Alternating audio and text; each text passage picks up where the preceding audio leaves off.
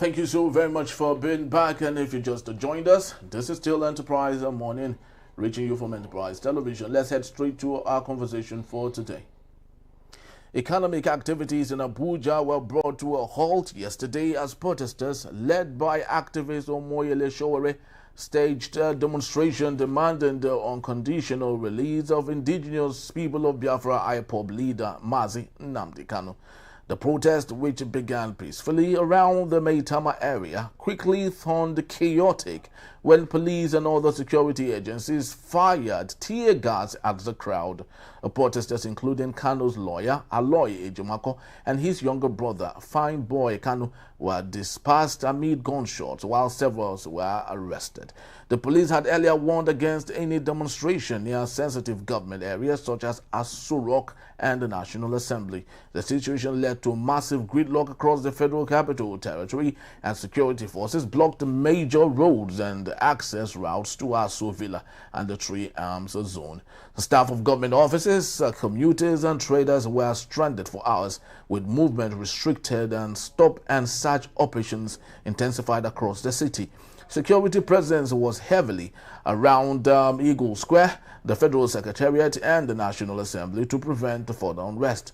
While Sowore reportedly escaped arrest, several journalists covering the protest were assaulted and their devices seized, drawing condemnation from the Abuja chapter of the Nigerian Union of Journalists, NUJ.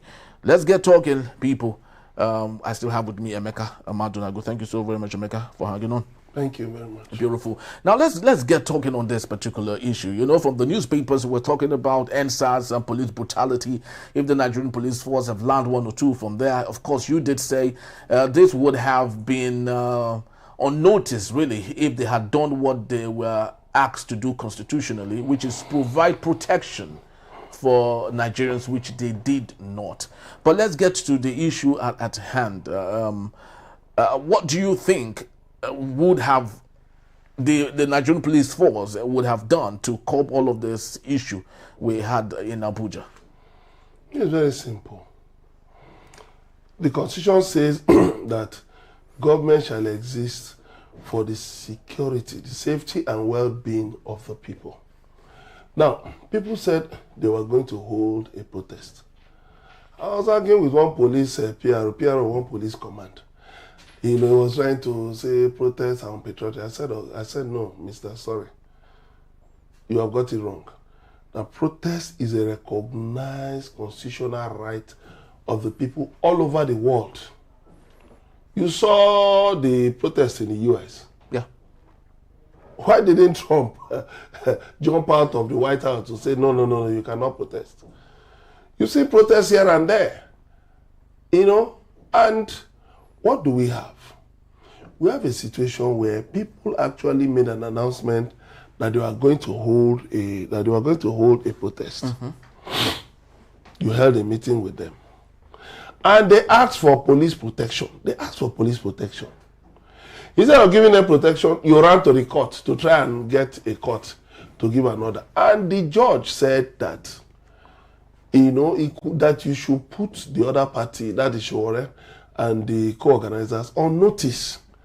Then the next thing that came out was that there was a court order granted by the judge in chambers saying that, you know, they should not protest. You cannot. A court, that is what we keep saying, abuse the rule of law. You cannot circumscribe the rights of the constitutional rights of the people. No matter whether you're a court, police, government, or what, you cannot. We made this point clearly during military rule. That was why we fought vigorously again and again until the military capitulated and left the scene. The military went looking for all kinds of orders, fishing for all kinds of orders. But at the end of the day, we told them that, listen, it is our right to protest and you cannot stop it. Don't forget the ANPP and former President Muhammadu Buhari. That tells you about the hypocrisy of people in Nigerian politics. Buhari and others went to court to affirm the right of Nigerians to protest. The matter got on to the appeal court. The Court of Appeal said yes. The Court of Appeal affirmed the right of Nigerians to protest. We are now waiting for Nigerian police to go to the Supreme Court so that the whole matter will be finally sealed. Up till now, the matter is still hanging. Nigerian police, they've not gone to the Supreme Court. So what does that tell you?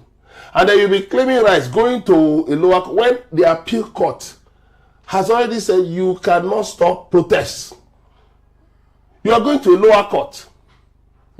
Something that can potentially put a judge in trouble.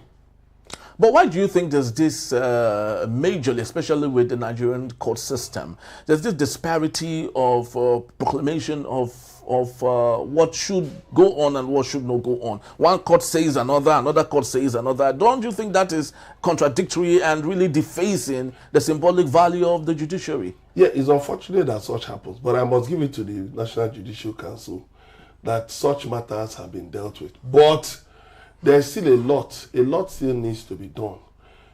For instance, in the area of issuance of ex parte orders. Okay. If you remember a former Chief Justice of Nigeria, His Lordship Idris Kutigi, yes, he addressed it vigorously. He said it was wrong to be abusing ex parte orders. That the law has a principle, hear the other side. You have to hear the other side. You cannot rush to court to give you an order against another party. Whereas you have not put that party on notice, You not put that party on notice. The party doesn't even know that you are going to court to, on any matter. The party is not aware. But you just go to a judge in chambers and get an order. That is unlawful. And then when you see this contradictory judgment, it's just because the chief, it tells you about, the carelessness of, whoever is the chief justice of the, because the CJN is also the chairman of the National Judicial Council. You should not allow such. How can two courts of coordinated jurisdiction be giving conflicting orders on the same matter? Very well. You have a judge, you've had a case of a judge who was elevated from Federal High Court to the Appeal Court and still sat on a matter that he should have the issue of Ojikalu. The matter, the federal government, the EFCC had really marshaled this case very well, but everything was destroyed on the strength of that technicality. You see the judiciary hanging around technicalities. You see election petitions, all technicalities and all of that. You even see lower court. We saw this under Obasanjo now, where the Supreme Court had already given clear direction on the matter.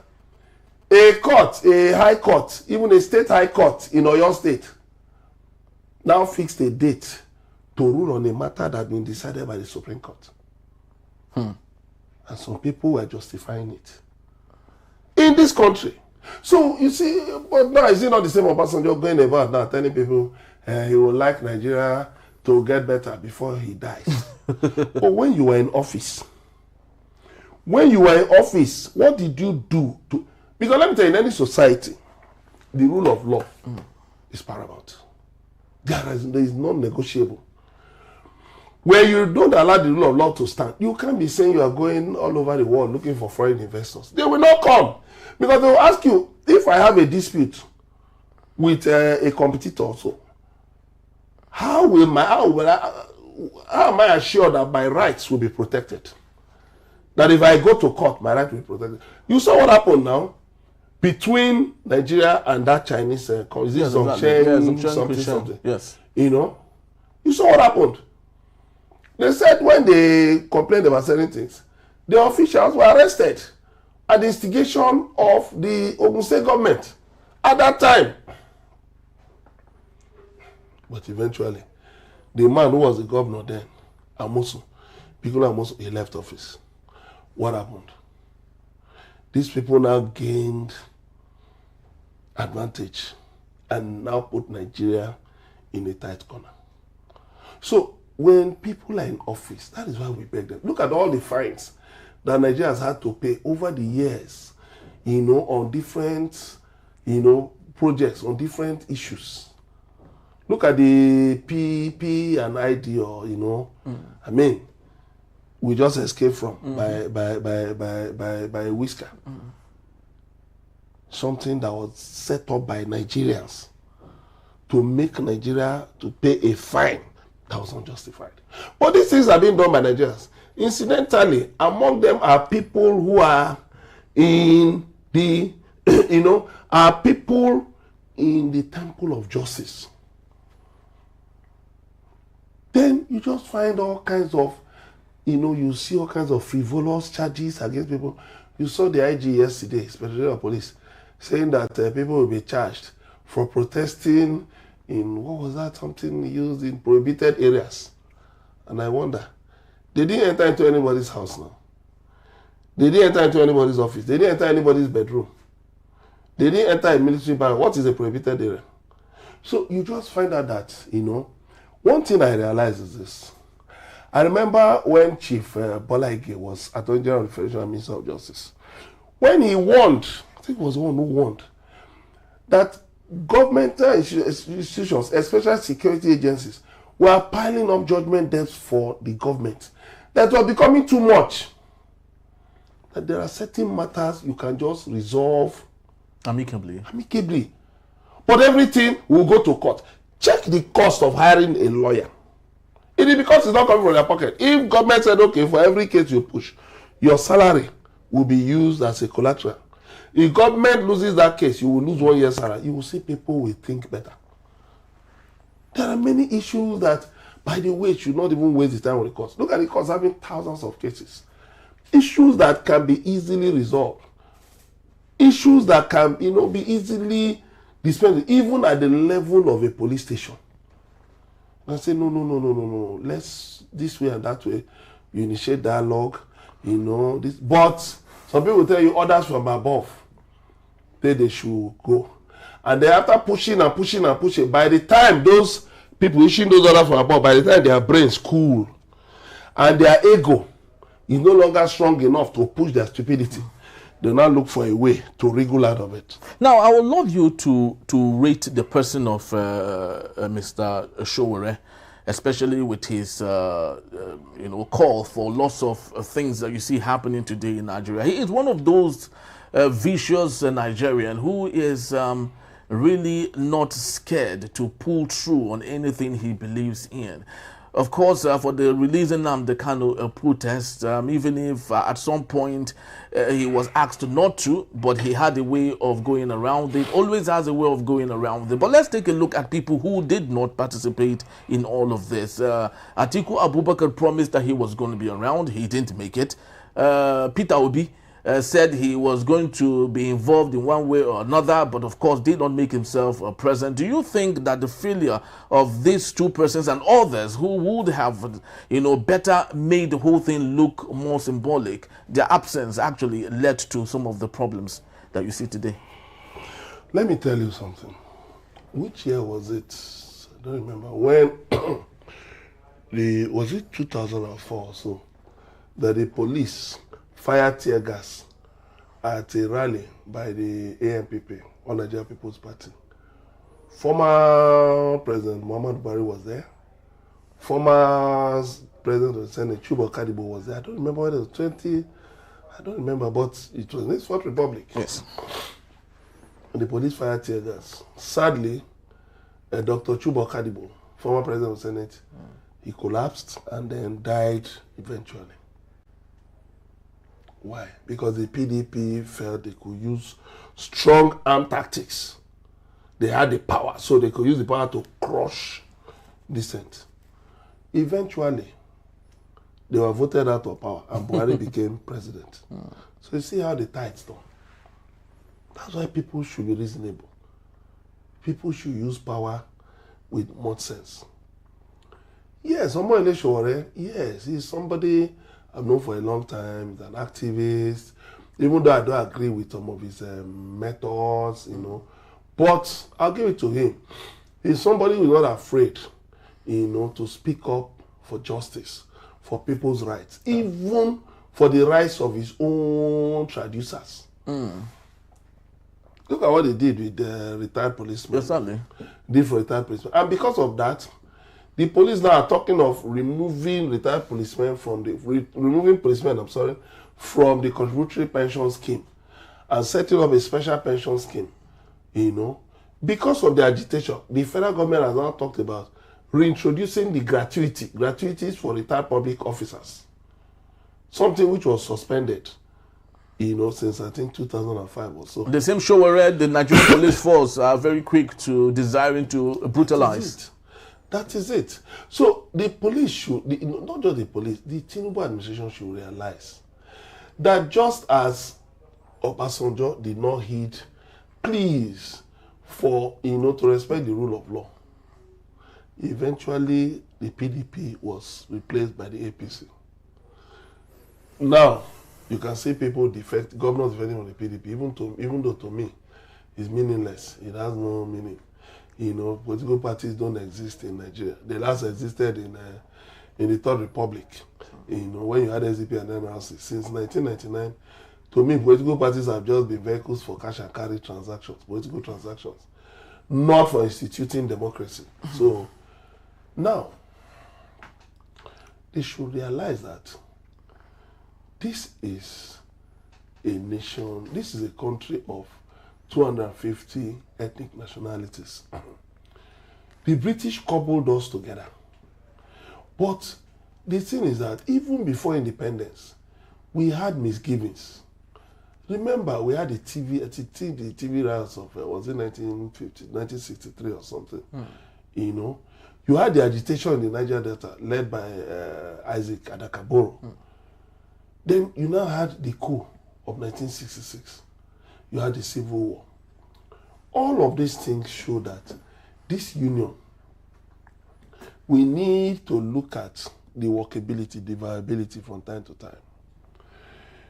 Yes, we should do things within the ambit of the law to promote the rule of law, even while agitating for our rights. Because, as they say, he who comes to equity must come with clean hands.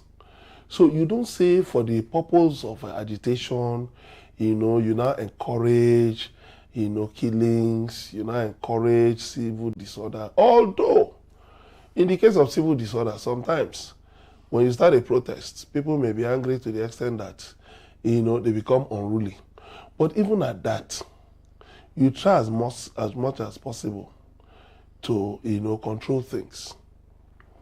That was why in some protests under Buhari, you saw the police, like in Lagos, I think it was in Ojo Elegbo in Ikeja, where the police, they were giving packs of water, Yes, it was biscuits. bad governance. Yes, they were giving to protesters. Yes. That was commendable. You know, I mean, like what happened in Abuja yesterday. If the police had appeared with packs of water, just imagine packs of biscuits, packs of water, packs of biscuits. People would have really. It's your right to protest, but please don't go. We don't know. We have no. You know, we have no. We are not trying to get involved in the Nnamdi Kanu trial. You know, whether it is right, whether it is wrong, is up to the court. But our duty is to ensure public order and safety. Okay, please, you will confine yourself to this place. You can say whatever you want to say. Journalists, you can listen to them. You can take your shots and all of that. You know, then you give out biscuit, and then make sure that it is true to your word, like what you said. A day before the protest, that you are warning. You know, you are saying that nobody should hijack the protest. That means you acknowledge their right, the right of the organizers to that protest. You acknowledge their right. If you had appeared there and said, okay, let us, you know, please, let us try as much as possible to be civil. Let them do their protest. They did their protest. Those who are doing their counter protest, okay, they also have a right. They held their own counter protest. And at the end of the day, everybody, you had no need to lock down Abuja. Because it wasn't even the protesters that locked down Abuja. They played into Sowore's hands. Yes, exactly. Sowore wasn't the one that locked down Abuja. And they disrupted lots of, imagine how many meetings, how many federal... They were disrupted for no reason. Lots of flights that were supposed to go that day. The end-bank governance protest in Lagos was traffic grounded. At all. So it is the approach. When people go overboard just to please pass, you know, just to please certain interests, you just go overboard. I mean, we've seen police engage in very commendable acts of kindness, philanthropy that you will not believe that these are policemen. We've seen pictures, videos of policemen towing vehicles, helping people who are stranded, who had flat tires, helping people and all of that. There are things, commendable things, so that we don't just think that the Nigerian police is all about brutality and all. There are still, we still have acts of kindness from the police. But the problem is when they are out to please, people in the corridors of power, that is when they go overboard. And there was no need for that. They were the ones who shut down traffic yesterday. Yes. Blocked roads. There was no need for that. There was no need for that. There was definitely no need for that. Because at the end of the day, you now achieved for them what they didn't even think could be achieved. Look at all the newspapers. All the newspapers, had it on, and you could imagine what that tells you the international community. When people don't understand. Yeah. When people don't understand that, look, you are writing your own story. You are leaving a legacy behind. There have been people in such positions before you. How did they do things? A friend of mine was appointed as an ambassador, to an Asian country under Buhari. What he told me was that he looked for his predecessors, people who had been ambassadors to that country before, that he went to visit them. He went with a notebook and biro and said, sir, Your Excellency, you were ambassador. How did you handle this? How did you handle this? How did you handle this? How did and they gave him advice.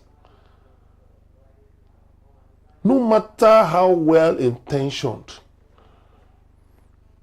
your actions are as a public officer, you do your best not to get into trouble. Do your best. Because you will be weighed, your actions will be weighed against those of your predecessors. Now you had this person, you had this person, you had this person who did this, who did this, who did this. How were they able to do that without grounding the city? Is it the duty of the police to share biscuits? Yes. Safety and well-being. Well-being also includes organizing protesters in such a way that, yes, their grievances are heard, but they don't hurt themselves or they don't get hurt. That's part of the safety and well-being. It's not you go to court and you say you're going to arraign them in court, and then you start another charade, another drama again and again. No, see what happened at Lekki yesterday. That lady, Yemi Adamoleko, she could just have laid that writ and gone away. Nobody would have known. But you were not the ones who put it. These people need to undergo counseling on the use of power. How you are attracting negative publicity to yourself. Now, some foreign interests are talking about Christian genocide. Exactly. You are going up and down. No, more Muslims are being killed. What you are telling the international, what they don't. You see, we think we are talking to our fellow Nigerians. So we say, okay. No. What you are talking to foreign interest. You are saying that there are killings, that actually there is genocide. But what you are not doing is on the balance of killings. What are you saying exactly? And you expect to build a $1 trillion economy, like President Bola Ahmed Tinubu has said. What are you saying exactly? So the issue is this: in trying to be defensive, you commit errors, egregious, unforced errors. In trying to be defensive, whereas you can handle things in a more civil manner. And you will still achieve what you want to achieve. Just to touch on the issue of Nnamdi Kanu'S agitation, yes. You have people talking of Yoruba nation. You have people talking of Fulani nation. You have people here and there talking of Niger Delta Republic and all that. Why? It tells you that people have grievances. You heard Chief Wole Oladipeko, senior advocate of Nigeria, asking National Assembly to stop the process of constitutional review and instead hold a referendum. First of all, let's find out, do Nigerians really want to be in this country called Nigeria? You cannot say that the unity of Nigeria is indivisible. You are just deceiving yourself. Because President Bola Tinubu in the past said, I don't believe in one Nigeria. Why did he say that? He said it in an interview. In a newspaper interview. Why did he say that? So if other people are saying the same thing, then what it means is that it cannot be, the situation cannot be resolved through force of arms. You resolve the situation through a dialogue. First of all, we should not be running a unitary system. It is wrong. Power should be devolved, more power should be devolved to the states and to the local governments. The same Chief Wole Olanipekun said at one forum, he said when he was growing up in the 60s, he never knew that there was a federal government in Nigeria. All he knew was about, was the Western region government. And that's what it should be. How many federal roads do we have in the places where we live? Some of us there's no federal road around where we live. What you have are state and local government roads. But everything you talk about, Tinubu is not a good president because the price of rice has gone up. This and this. But look at it this way. You don't have federal farmers. You have states, you have farmers at the state and local government levels. You can't go anywhere now and see somebody say, I'm a federal government farmer. So what it means is that you should devolve power. There must be restructuring. There must be restructuring. Without prejudice to the Nnamdi matter, there must be restructuring. The federal government cannot be controlling 52.6% of the nation's resources, times 2 of what all the 36 states get, 20%. Times 2 of what all the 36 states get. What is the federal government doing? Federal government will be interfering in primary education, health, and all those. That's not his duty. We must have a dialogue. We must talk about why the nation is the way it is. The federal government should concern itself with securing the borders, not with where one hospital should be, whether one hospital should be in one remote village or not. Or recreating universities or planting universities. Yes, all over the place, not the duty of the federal government. Issue of local government should be under the purview of the states. It should not be as if the local government chairmen are now contesting supremacy with the state governments. No. So if a state wants to create 2,000 local governments, that's his problem. If he can fund them, that's it. That's their problem. But the issue is that there must be fairness, there must be equity, there must be justice. You cannot regard some Nigerians as being more Nigerian than others. That's why we talk about equity. That's why we talk about restructuring, devolution of powers. You are saying President Tinubu is saying, go and ask your governors what they are doing. Many governors are working with loans. They can't do anything with their allocations. Because the money they have cannot go for capital projects. So they veer into recurrent expenditure. Because let me tell you, for instance, a place like Bayelsa, if you want to construct roads, you know what it takes? You have to pile and fill, do piling and all of that. How much is the state receiving? Even with 13% derivation, what can you really do? What can you really do? So it's not about, it's not just about, saying, go and ask your governors. There are so many problems. There are issues that should be left to the local governments. There are issues that should be left to the state governments.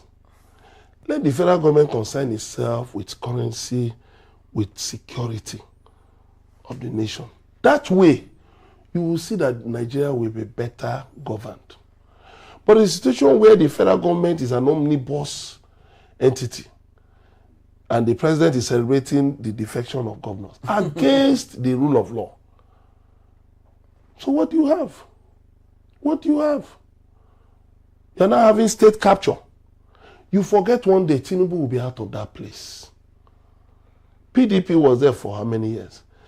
APC entered in 2015. And APC would one day get off. They will go away. Party and you know the interesting thing is the same people who are piloting PDP. Who piloted PDP from 1999 to 2015. It's the same people who in 2013 moved and formed the APC in April 2013. Remember, it was Atiku and 5 governors that moved from PDP to APC. It's the same way people will still move out of, people have been moving out of APC to other parties. So why are we deceiving ourselves? Why are we postponing the evil day?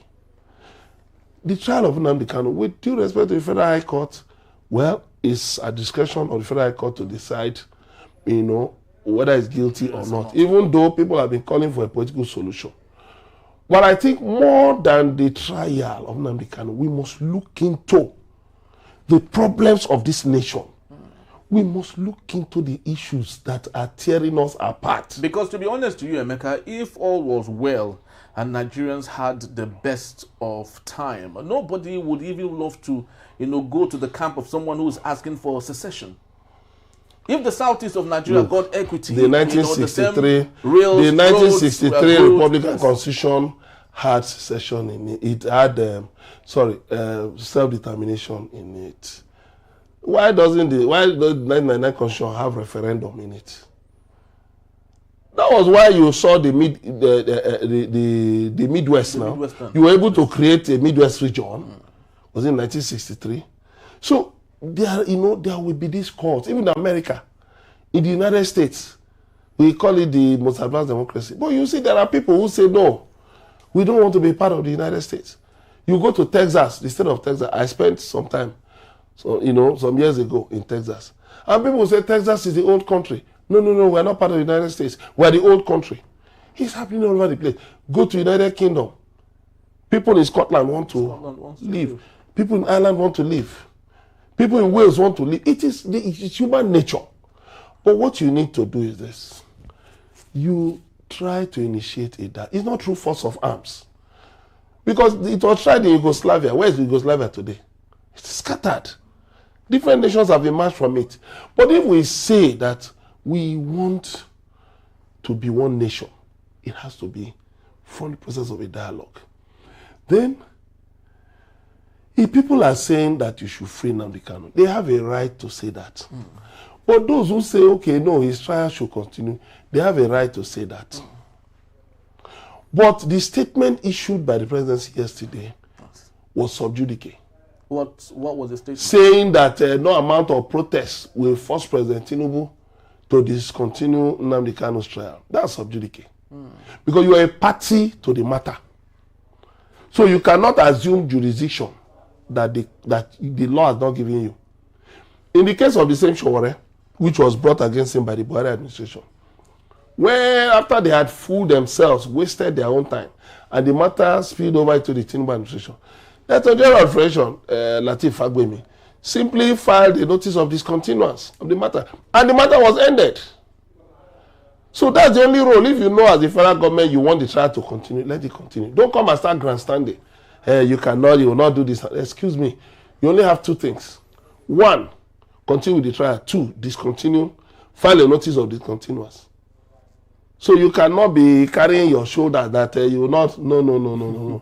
The law doesn't give you that at all. Because we actually had the worst of them all. I remember during the days of General Sani Abacha, when General Oladipo Diya was involved in the coup. He was just about to be, executed and all until the worst happened, and he was let free. Was it the worst? Some people tell you the best happened. The best happened, of course, for the benefit of good journalism. If you even look at the violence in the Southeast. A lot of those guys who are involved in it, they're just talking on Biafra. They don't even understand what the agitation is all about. But you know why such things fester?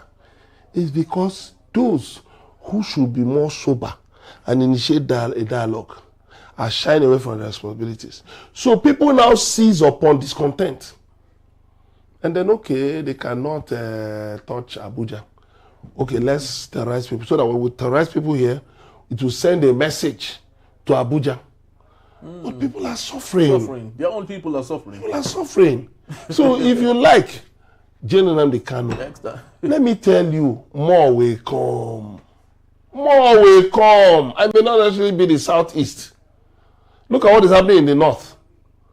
Look at what's happening in the North. Look at Kwara. What if those people decide one day that they are going to set up a republic of set up an entity, a separate entity? You now go and start fighting, you waste lives of soldiers, you waste so much money, equipment and all of that, armaments and all of that. Why don't we Like the proverb say, look for the black goat when it is still day. Yes. Summon the courage. Let's talk about Nigeria. Should Nigeria continue, or should we just find maybe a loose federation, a confederation? Let's bite the bullet of restructuring. Let's talk about it. But National Assembly is more involved in how many senators defected, how many House of Reps members. All those things are just rubbish. Because these things happened in the past. And we're still where we are. Very well said, Emeka. Well, the truth remains that all of the things that happened in Abuja, I really do sympathize with Abuja residents. Lots of them would have had their flight, cancelled, or totally have allowed that, go on, which had disrupted their meetings, their whatever it is that they had going on. Schools couldn't run. People couldn't go to their workplaces, lots of businesses. It's just that we are not a data-driven economy that would say this is the loss incurred as a result of the disruption that happened in Abuja, and everything would just come and go like nothing happened. But whether we like it or not, all of these things had a way of course, affecting our economy and the system that we run in Nigeria.